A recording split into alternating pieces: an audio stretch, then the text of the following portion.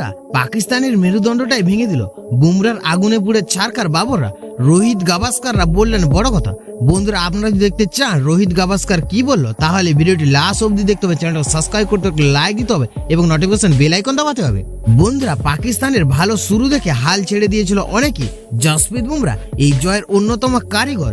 Boom boom বুমরার আগুনে স্পেলের সামনে রীতিমতো নাকানি চোবানি খেয়েছে পাকিস্তান। মাত্র 119 রান ডিফেন্ড করে 6 রানের জয়। বন্ধুরা এই ম্যাচ ক্রিকেটের ইতিহাসে জায়গা করে নেবে।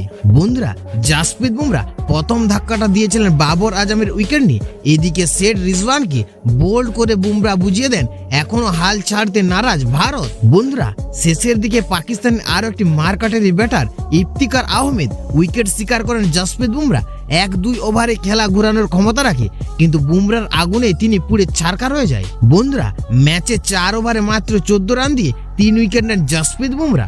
বন্ধুরা রোহিত শর্মা প্রশংসা করেছেন জসপ্রীত বুমরার। ভারত অধিনায়ক বলেছেন বুমরার বোলিং নিয়ে আমার বিশেষ কিছু বলার নেই। বন্ধুরা প্রত্যেকটা ওভার ও যেন আরো শক্তিশালী হয়ে উঠছিল।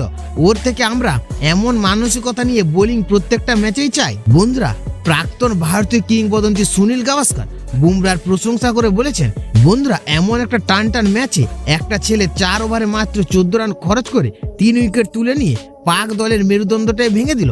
এটাই জসপ্রীত বুমরার বিশেষত্ব। এই ফর্ম ধরে রেখো বুমরা।